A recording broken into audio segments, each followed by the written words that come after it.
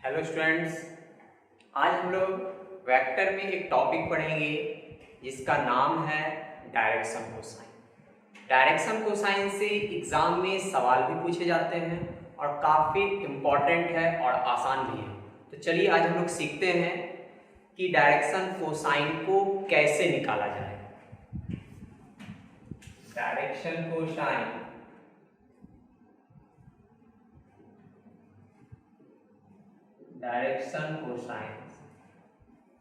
Short में लिखेंगे। पहले इसके डेफिनेशन को हम लोग समझते हैं कि डायरेक्शन कोसाइन होता क्या है। If any line max angle alpha beta gamma, तीन तरह का एंगल बना रहा है with positive direction of x-axis, y-axis and z-axis, then their cosines,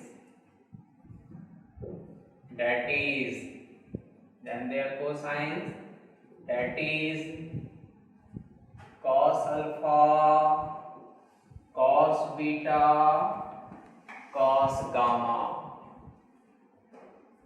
are known as direction cosine of a line which is denoted by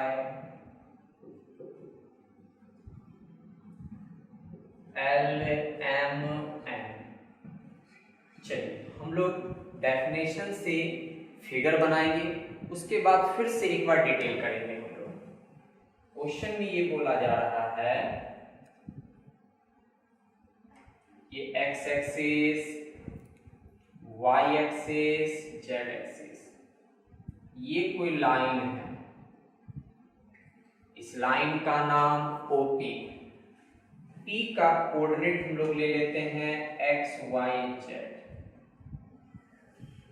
आइए definition क्या बोल रहा है कि कोई भी लाइन यदि एंगल बनाता हो, एंगल क्या बनाता होगा, अल्फा बीटा गामा का एंगल बनाता है। पॉजिटिव डायरेक्शन में एक्स एक्सिस के साथ, वाई एक्सिस के साथ और जेड एक्सिस के साथ, तब उसके cosines that is cos alpha, cos beta, cos gamma क्या कहलाएगा, डायरेक्शन कोसाइन कहलाएगा उस लाइन का। लाइन का नाम हम लोग लिए हैं ओपी। क्वेश्चन में बोल रहा है ये लाइन एक्स एक्सिस के साथ एंगल बना रहा है अल्फा, वाई एक्सिस के साथ एंगल बनाया बीटा और जेड एक्सिस के साथ एंगल बनाया गामा। तब इसके कॉस अल्फा, कॉस बीटा और कॉस गामा यह कहलाएगा direction cosines of A line. तो हम लोग बोले हैं कॉस अल्फा को L से डिनोट करते हैं, कॉस बीटा को M से और कॉस गामा को N से, यानी कि कॉस अल्फा को L बोलेंगे, कॉस बीटा को M और कॉस गामा को N कहा जाएगा। एक ऑब्जेक्टिव यहां से आपका बनेगा, एक नंबर का क्वेश्चन यहां से आपका तैयार होगा, L square plus M square plus N square का रिजल्ट 1। बहुत इंपॉर्टेंट है, इसको याद रखेंगे हम लोग। L square plus M square plus N square का रिजल्ट 1। हम लोग अभी थोड़ी देर में इसको प्रूफ भी करेंगे।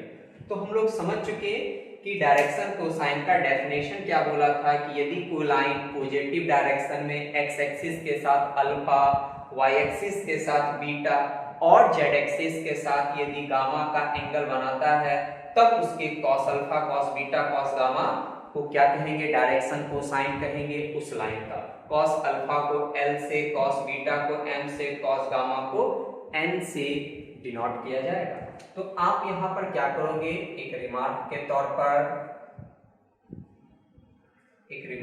तौर पर आप फिर से कहेंगे l square plus m square plus n square का रिजल्ट 1 होगा। या आप यहां से यह भी बोल सकते हो एल को कॉस अल्फा कहते हैं, तो cos square alpha plus cos square beta plus cos square gamma का रिजल्ट 1। तो ये हो गया हमारा। तो ये वाला चीज हम लोगों को पूछता है, बहुत इंपॉर्टेंट है। तो चलिए स्टूडेंट्स, अब हम लोग सीखेंगे कि l square plus m square plus n square का रिजल्ट 1 कैसे होता है। तो अब हम लोग यह चीज को जानते हैं। तो डायरेक्शन को साइन को समझ गए। अब हम लोग एक प्रूफ करेंगे, प्रूफ को समझेंगे, इंपॉर्टेंट है प्रूफ। तो आप लोग जैसा कि जानते हैं फिगर से, फिर से लेंगे figure, x axis, y axis, z axis. ये ओरिजिन हो गया, ये ओरिजिन हो गया, ये कोई लाइन है OP x y z. Direction को साइन के डेफिनेशन से इसके लेंथ को, ओपी का लेंथ हमने आर ले लिया, ये हो गया हमारा पी, ये टी मान लेते हैं।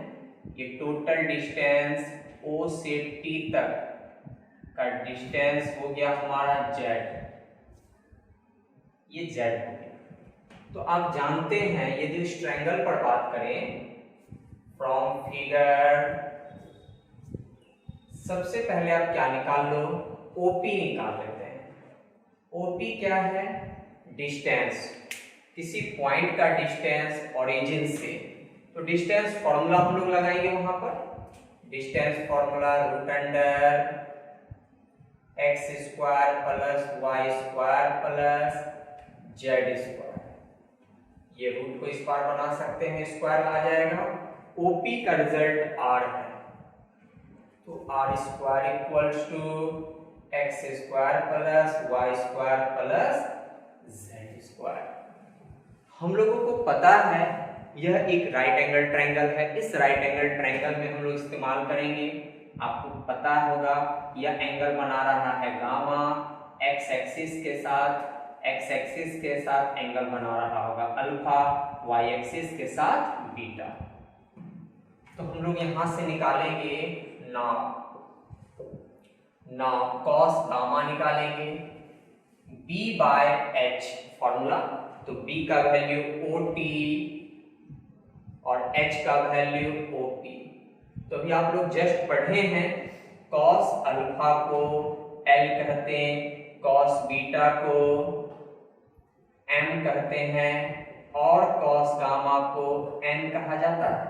हम लोग पढ़ चुके हैं इस बात को। तो कॉस गामा के जगह हम लोग n इस्तेमाल कर देंगे, n इक्वल्स टू OT का वैल्यू, OT का वैल्यू z और OP का वैल्यू r। तो आप कहेंगे z equals to nr। This is equation first, ये बन गया। सिमिलरली यदि हम लोग यह z एक्सिस था तो z एक्सिस के लिए एंगल गामा इस्तेमाल हुआ और कोऑर्डिनेट z लिए। यदि आप x की बात करते हैं तो यानी कि x की बात करते तो आप कह सकते हो सिमिलरली x करते तो x के लिए क्या लेते cos अल्फा। तो cos अल्फा को हम लोग क्या कहेंगे L का वैल्यू क्या होता, L का वैल्यू हमारा क्या, सॉरी L नहीं, वहां पर हो जाएगा x के लिए क्या होता LR और y के लिए होता y यानी कि cos बीटा। तो cos बीटा के लिए हम लोग क्या लेते हैं m, तो क्या होता mr। Equation third. तीनों इक्वेशन को स्क्वायरिंग करके ऐड कर देंगे तो क्या पता चल रहा है, फ्रॉम 1 2 and 3, 1 2 3 से स्क्वायरिंग करके जब आप ऐड करोगे सजाएंगे X square plus Y square plus Z square. Equals to, right वाला पढ़ाओगे, राइट वाला पे आओगे, आर स्क्वायर कॉमन हो जाएगा, आर स्क्वायर कॉमन, तो l square plus m square plus n square. तो आप कह सकते हैं x square plus Y square plus Z square का वैल्यू आर स्क्वायर। ये बन गया हमारा r square equals to r square into l square plus m square plus n square. ये कैंसिल्ड हो गया। This is equals to l square plus m square plus n square का result 1। तो हम लोग सीख चुके l square plus m square plus n square का रिजल्ट 1 होता कैसे। तो अब हम लोग क्या करते हैं, एक रिमार्क तैयार करेंगे, उसके बाद हम लोग डायरेक्शन कोसाइन का एक एग्जांपल लेंगे। डायरेक्शन कोसाइन के एग्जांपल को लेने से पहले हम चाहेंगे कि फिर से एक छोटा सा रिमार्क लेंगे, और उस रिमार्क में हम लोग यह सीखेंगे कि एक्स एक्सिस पर का डायरेक्शन कोसाइन, वाई एक्सिस पर का डायरेक्शन कोसाइन और जेड एक्सिस पर का डायरेक्शन कोसाइन होता कैसे। आइए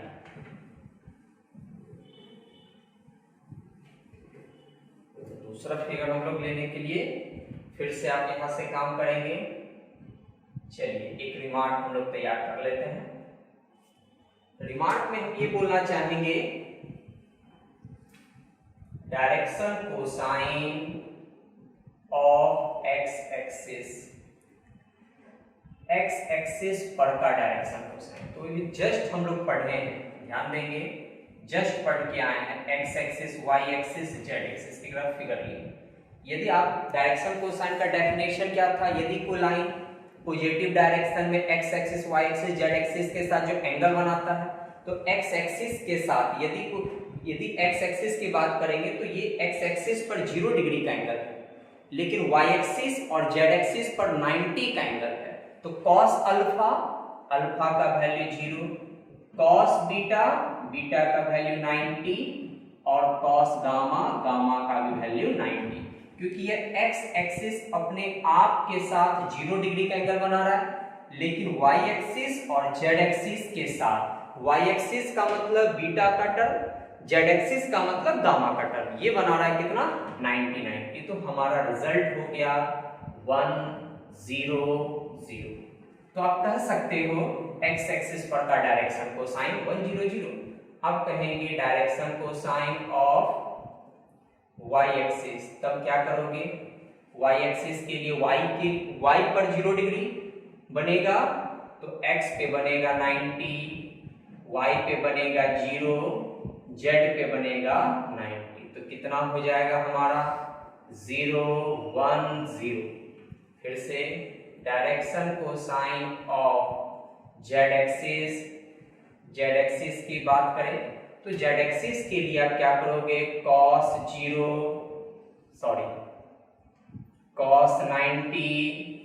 cos 0। तो आप कह सकते हो 0 0 1। तो ये हमारा तैयार हो गया एक्स एक्सिस, वाई एक्सिस और जेड एक्सिस पर का डायरेक्शन कोसाइन। अब हम एक एग्जांपल लेते हैं। मान लेते हैं कि ये कोई वेक्टर है हमारा, वेक्टर का result i plus J plus के, i प्लस जे प्लस के, ये कोई वेक्टर है। तो इस वेक्टर में बोल रहा होगा फाइंड डायरेक्शन कोसाइन। आपको डायरेक्शन कोसाइन निकालना हो तो सबसे आसान तरीका डायरेक्शन कोसाइन निकालने के लिए सबसे पहले आप लोग क्या करोगे, यूनिट वेक्टर निकालोगे। यूनिट वेक्टर कैसे निकलता है, पिछले वीडियो में हम लोग पढ़े हैं। दिया हुआ वेक्टर बाय उसी वेक्टर का मैग्नीट्यूड, मैग्नीट्यूड 1 का स्क्वायर 1 का स्क्वायर 1 का स्क्वायर। तो आप कह सकते हो 1/√3i प्लस 1/√3j 1/√3k। तो ये हमारा हो गया यूनिट वेक्टर। हम लोग को निकालना है डायरेक्शन कोसाइन। तो डायरेक्शन कोसाइन क्या होगा, यूनिट वेक्टर में i j k का कोफिशिएंट। तो आप कह सकते हो 1/√3, 1/√3, फिर से 1/√3। तो सर 1/√3 बतला रहा है कॉस अल्फा को, 1/√3 ये वाला बतला रहा है कॉस बीटा को, और 1/√3 ये बतला रहा है कॉस गामा को। ये रिजल्ट हो गया। तो आज की वीडियो में हम लोग पढ़े कि डायरेक्शन कोसाइन कैसे निकलता है। तो पूरा तरह से क्लियर हो चुका है डायरेक्शन कोसाइन के लिए। तो स्टूडेंट्स, यदि आप हमारे चैनल को अभी तक सब्सक्राइब नहीं किए हैं तो हमारे चैनल को सब्सक्राइब करें, साथ ही साथ बेल आइकन को भी दबाएं।